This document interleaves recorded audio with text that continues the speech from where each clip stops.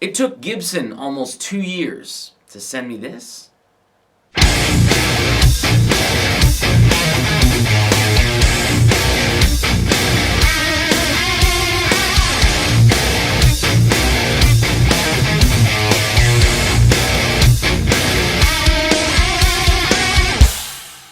So in November of 2020, I planned on getting a Gibson SG Standard 61. And I'm a nerd, so I wanted the Les Paul truss rod cover. It said it was going to be about 30 days when I purchased it through Long & McQuaid in Canada. And I figured, you know what, we're in the middle of a pandemic. Probably going to be closer to 90 days. Again, September 2022, I finally got this. Now, I'm not really here to complain about Gibson themselves or anything like that. I'm making this video just because, I definitely did have a negative experience. That was more on the Long & McQuaid side, which I'd been buying from Long & McQuaid since like 95. Well, even they were a different store first, but basically buying from Long & McQuaid's from 1995. And this, coupled with 2 other purchases, completely, I don't want to have anything to do with them anymore. So anyway, this is a piece of plastic. It almost took 2 years to actually get, 2 months shy of.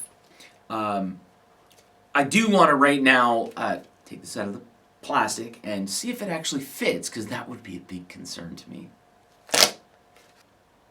It fits. I'm a nerd. Anyway, I don't want to actually make this like a rant video or anything stupid like that. Because of the title of this video, I can guarantee you that the comments that I get on this are going to be the ever so popular, Gibson's expensive. I don't like the fact that they're expensive. I hate Gibson. Go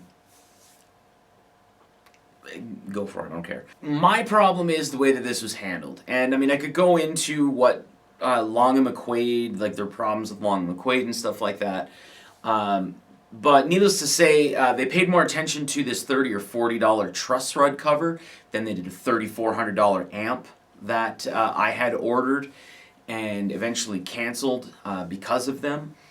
But basically, the store, the Edmonton North store, every time I would contact them about the amp, they would just want to talk about the truss rod cover. And then they started lying to me, saying like, oh no, the amp's in Toronto, and the truss rod cover's there too. They're just waiting for more things to come in, and then they're going to ship it to the store, which is a lie. Just basically things like this. Oh, it's in Toronto. It's not in Toronto. This and that and whatever. But I eventually got to someone who was competent in Long & McQuaid, and not saving me, starting me from purchasing there anymore. But he actually was calling and contacting Gibson. It got to the point where, like, I was never asking him. The email correspondence that I was giving was actually like, I don't care, it's a truss rod cover.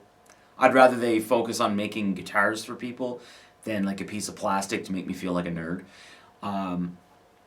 But he started actually contacting Gibson like every week or every 2 weeks. And it got to the point where Gibson said to him, stop contacting us about this.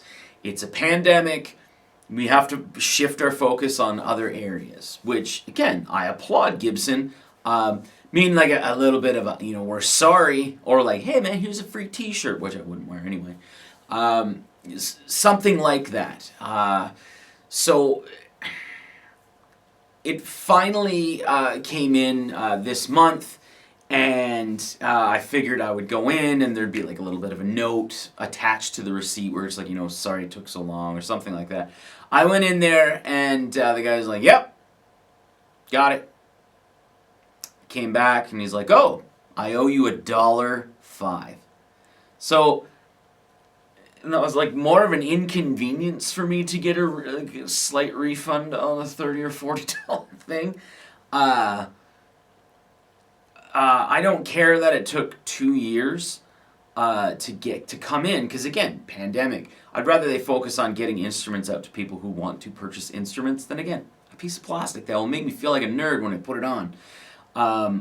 But I just think that a little more communication from Gibson to that store to me, or because I guarantee you this happened with tons and tons and tons of other companies and other people and other stores and stuff like that. A little bit of even a blanket statement of, you know what, right now it's seen very hard to actually meet demand and stuff like that. So it's going to be a delay. It may be a significant delay. Blah blah blah. Where we apologize. I don't care. Something like that would actually have smoothed over this situation rather than leaving it up to the store and employees that probably aren't managed very well. To lie to a customer, and that's not something that's new. That's just something that's always happened, unfortunately. And I don't feel bad for myself that it took 2 years for a piece of plastic that's going to make me feel like a nerd. But again, this coupled with 2 other purchases just completely destroyed my long standing relationship with a store, and I don't think I've ever gotten any type of apologies from like a Long and McQuaid management or anything like that. To which I used to be one of those guys, if I walked into a store and purchased something, they would know my history. They would go, man, you buy all this stuff or whatever. I was told by a couple managers when I moved from Nova Scotia to Ontario, oh, you're a high-ranking customer or something stupid like that, which at the time I was like, of course I am. Show me your Paul Reed Smiths. But yeah, it's not a cool thing. It was a rant, wasn't it?